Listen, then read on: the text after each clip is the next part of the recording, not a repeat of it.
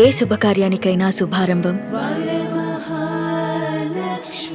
AP రాజధాని అమరావతిలో నీటి అడుగున ఉన్నటువంటి పునాదుల్ని బయటికి తీసేటువంటి కార్యక్రమం శరవేగంగా సాగుతుంది. నీళ్ల తోడివేత కార్యక్రమం జరుగుతున్నటువంటి తీరును బట్టి చూస్తే కనుక అమరావతికి సంబంధించి ముఖ్యంగా హెచ్ఓడి అంటే అమరావతి సెక్రటేరియట్ శాశ్వత సెక్రటేరియట్ భవనాలకు సంబంధించినటువంటి పునాదులు ఇప్పటికే బయటపడ్డాయి. ఇప్పుడు ఆ ప్రదేశంలో 16 అడుగుల మేర నీటి తోడివేత కార్యక్రమం దాదాపుగా పూర్తయింది. ఒకసారి అక్కడ ఉన్నటువంటి దృశ్యాల్ని మనం గమనించి చూద్దాం. ఎందుకంటే ఓవరాల్గా ఇక్కడ జరుగుతున్నటువంటి తోడివేత కార్యక్రమం వలన సెక్రటేరియట్ బిల్డింగ్స్కి సంబంధించినటువంటి పిల్లర్స్ బయటకు వచ్చినాయి. ఆల్రెడీ 2-3 రోజుల క్రితమే ఇవన్నీ కూడా బయటపడి ఇప్పుడు ఏకంగా 16 అడుగుల మేర నీరు బయటకు వచ్చేసింది. అక్కడ దాదాపు 8 మోటార్లను పెట్టడం, 4 వైపుల నుంచి కూడా దీన్ని వీలైనంత వేగంగా క్లియర్ చేసేటువంటి పనులు చేయడం. ఎందుకంటే టార్గెట్ పెట్టుకున్నారు. వాస్తవానికి ఫస్ట్ చెప్పినటువంటి అంచనాల ప్రకారం చూస్తే కనుక 1 రోజుల పాటు ఇక్కడ నీటి తోడివేత కార్యక్రమం జరగాలి. అయితే ఒక ప్రైవేట్ కంపెనీకి దీనికి సంబంధించినటువంటి కాంట్రాక్ట్ని ఇవ్వడం, నర్మదా ఆఫ్షోర్ కన్స్ట్రక్షన్స్ కంపెనీ అనేటువంటి సంస్థకి ఇవ్వడం, అది ముంబై నుంచి భారీ మోటార్లను తీసుకురావడం, దాదాపు 8 మోటార్లని ఈ హెచ్ఓడి టవర్స్ అలానే అసెంబ్లీ రాఫ్ట్ ఫౌండేషన్ ఉన్నటువంటి ప్రాంతంలోనే అన్ని వైపులా పెట్టి పెద్ద ఎత్తున పంపులతో నీళ్లు తోడివేస్తున్నారు. దాదాపు 16 అడుగుల నీటి తోడివేత కాలం అంటే మొత్తంగా చూస్తే 24-25 అడుగుల నీళ్ల లోపులో ఈ పునాదులు దాదాపు ఈ 5 ఏళ్లలో ఉన్నట్టుగా చెప్తూ వచ్చారు.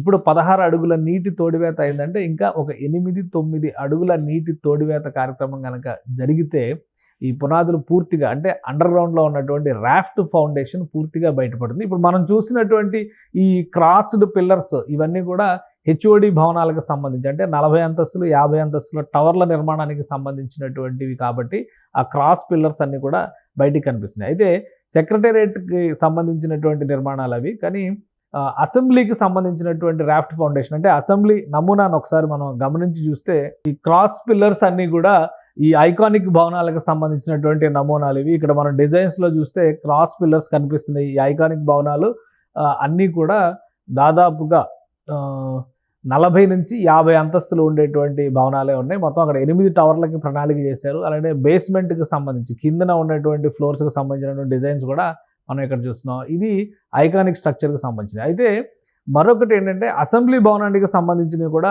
రాఫ్ట్ ఫౌండేషన్ రూపంలో ఇక్కడే వేశారు. అది కూడా నేట మునిగి ఉంది ప్రస్తుతం. సో ఐకానిక్ భవనాల పరిస్థితి ఎలా ఉంటే రాఫ్ట్ ఫౌండేషన్గా చెప్తున్నది. ఎందుకంటే అసెంబ్లీ భవనానికి సంబంధించి ఒక భారీ పిల్లరు పైనుంచి సిటీ వ్యూ చూసేందుగా ఒక డిజైన్ కూడా ఇందులో చేశారు. కాబట్టి ఒక బేస్మెంటే చాలా విస్తారంగా 72 గంటల పాటు కాంక్రీట్ ఫిల్లింగ్ చేయడం ద్వారా ఒక విస్తారమైనటువంటి బేస్మెంట్ చేశారు. అందులో పైకి కనబడేటువంటి పిల్లర్స్ చాలా తక్కువ ఉంటాయి. ఈ నమూనాను చూస్తే మనం అర్థం చేసుకోవచ్చు. ఈ నమూనానికి కింద బేస్మెంట్ అలానే పైన వాటర్ వచ్చే విధంగా ఒక ప్లాన్ చేశారు. అయితే బేస్మెంట్ నిర్మాణం కాకుండానే నీట మునిగి 5 సంవత్సరాల పాటు నాని ఈ ఫౌండేషన్ మరింత గట్టిగా అయిందా లేదా నాసిరకంగా మారిందా అనేది చూడాల్సిన పరిస్థితి ఉంటుంది. దీనికి సంబంధించినటువంటి ఫౌండేషన్ బేస్లో కూడా దాదాపు 15-16 అడుగుల నీటి తోడివేత కార్యక్రమం పూర్తయింది.